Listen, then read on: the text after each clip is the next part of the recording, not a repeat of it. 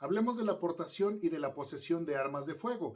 Recordemos que esta garantía constitucional se encuentra incluida en el artículo 10 de nuestra Constitución y principalmente establece que los habitantes del territorio mexicano tenemos la posibilidad de poseer armas para la defensa del mismo. Solamente hay que hacer una interpretación correcta al respecto de este artículo, puesto que pudiéramos entender que es limitativo, pero todo lo contrario. Y tal es que encontramos una ley reglamentaria que es la Ley Federal de Armas de Fuego y de Explosivos, que se encuentra destinada a reglamentar precisamente todas las actividades con las armas. En primer término, nos corresponde hablar acerca de la defensa del domicilio, que es con lo que inicia precisamente este artículo 10 de la Constitución, para lo cual esta ley dispositiva establece calibres que son el 380 y el 38 especial. Por ejemplo, en esta cuestión facultativa de la ley reglamentaria establecemos también que se pueden otorgar, por ejemplo, permisos y que además se pueden establecer algunos calibres específicos como lo es los rifles y las escopetas para la defensa de las parcelas en calibres 22-12 y en calibres 16 y 20 respectivamente. Hay otro campo también que incluso lo encontramos dentro de los propios Juegos Olímpicos, que es el tiro deportivo. Entonces, las actividades deportivas las vamos a encontrar también reguladas por esta ley, encontrando los calibres también destinados para dicha actividad. Ahora, es importante mencionarte lo siguiente. La ley también establece, la ley de armas de fuego, que todas aquellas armas y todos aquellos calibres que no se encuentren destinados para estas actividades que son la defensa de los domicilios, la defensa o la vigilancia de las parcelas o, por ejemplo, la caza deportiva o las actividades deportivas, van a encontrarse en el rango de las armas destinadas para la guerra, ¿vale? Entonces hay que tener muy claro este señalamiento que te estoy comentando. Para que nosotros podamos hacer la aportación de armas de fuego, también la propia Secretaría de Defensa Nacional establece el otorgamiento de los permisos respectivos. Y aquí vamos a encontrar dos tipos de permisos. El permiso que se otorga para los particulares, el cual va a tener una duración de 2 años y que además puede ser renovable. Y el segundo tipo de permiso, que es el permiso que se le otorga a los oficiales. Ojo, aquí hay que también distinguir entre un oficial y un agente. Estamos hablando de un oficial de Fuerzas Armadas, Ejército, Marina, etcétera. Este tipo de permisos que se otorga precisamente para los oficiales tienen un carácter de permanente, lo cual quiere decir que no es necesario renovar este permiso en tanto el oficial se encuentre en el desempeño del encargo. Ahora, me vas a preguntar y seguramente lo estarás pensando. Bueno, ¿y cuántas armas puedo tener en mi domicilio? Se puede tener hasta un máximo de 5 armas sin que se considere acopio, ya que el acopio es como tal un delito. Ahora, ¿hay sanciones por el acopio de armas? Claro que sí. Y las sanciones pueden ir de los 9 a los 30 años de prisión y también pudiéramos hablar de que aquellas personas que no tengan un permiso de portación de armas pueden ir con sanciones privativas de libertad de los 3 a los 15 años, incluyendo también algunas sanciones económicas. Ahora, también es importante recordar que para la ley de armas de fuego y explosivos, en el artículo 83 bis se establece que efectivamente se pueden tener hasta un máximo de 5 armas sin que se considere acopio, pero ojo, hay que tener también una cuestión de análisis bastante interesante respecto de si, por ejemplo, estás transportando estas armas y eres detenido. Hay que identificar cuáles son las actividades del autor, porque hasta ese punto estamos en efecto cometiendo un delito de puesta en peligro, que es la portación de arma de fuego.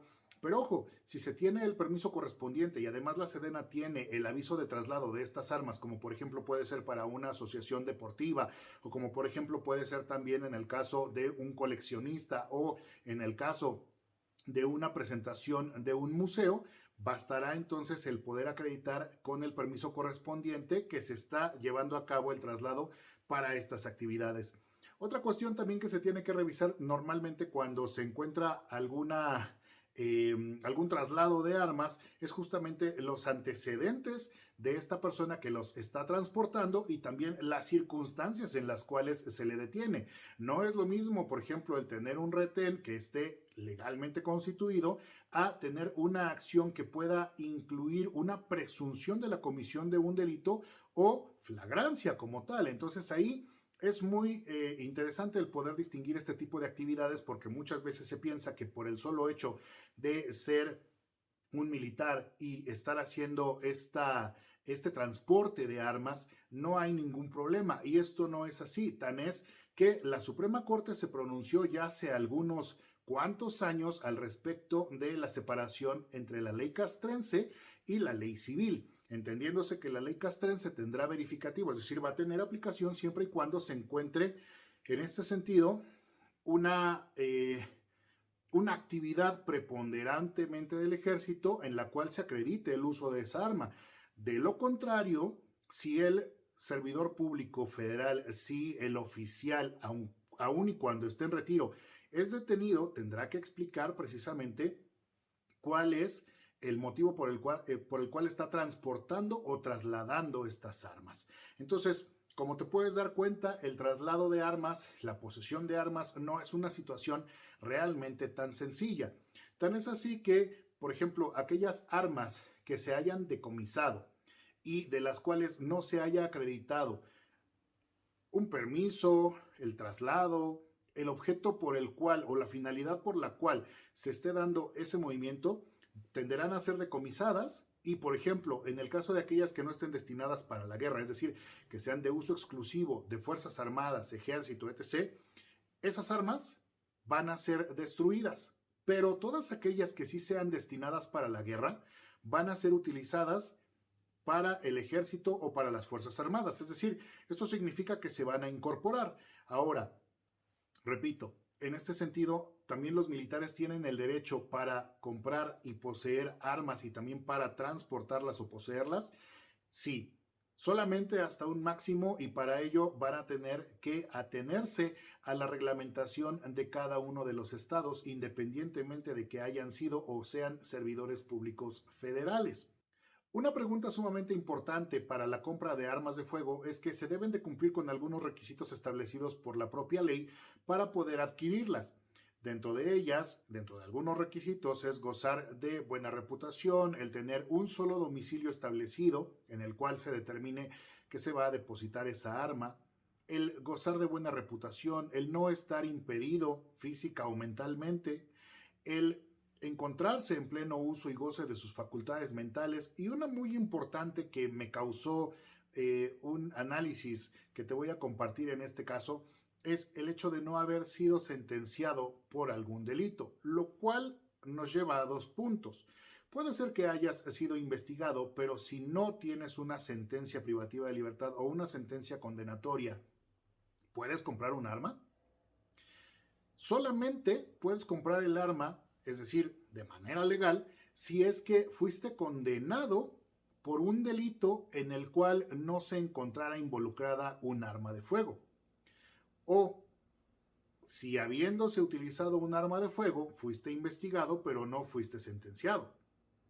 Espero que esa parte quede muy clara. Y finalmente, para poder analizar si nosotros hemos sido detenidos en el aspecto de encontrarnos en una situación de flagrancia, es decir, que se haya utilizado esta arma de fuego, tendremos que atender a los códigos penales, a los códigos sustantivos, para poder identificar si, por ejemplo, estamos ante una causa de justificación o si estamos ante una causa de inculpabilidad, como lo puede ser el estado de necesidad. Analicemos ambas figuras. Por ejemplo, si nosotros establecemos que fuimos detenidos en flagrancia y recurrimos a la causa de justificación, que es el estado de necesidad justificante, quiere decir que nosotros transportamos o utilizamos esa arma, pero el bien jurídico tutelado que nosotros estábamos tratando de salvaguardar es menor o de menor valía que el nuestro. Y Por el otro lado, si hablamos acerca de un estado de necesidad exculpante, es decir, como causa de inculpabilidad, tendríamos que utilizar esta causa de justificación siempre y cuando el bien jurídico tutelado, es decir, por ejemplo, nuestra vida, nuestra seguridad jurídica, nuestra seguridad personal, se encuentra en el mismo rango que el otro bien jurídico que se ha violentado en esa flagrancia. Espero que esta información pueda servirles, espero que tengamos un mejor conocimiento acerca de las armas de fuego, acerca de la portación, acerca de la posesión, puesto que también han existido algún número extra, es decir, ha existido alza en el requerimiento de compra de armas legales para la protección de los ciudadanos mexicanos. Entonces, en este sentido, espero que esta información les sea de ayuda. De ser así, compártanla y nos escuchamos la próxima.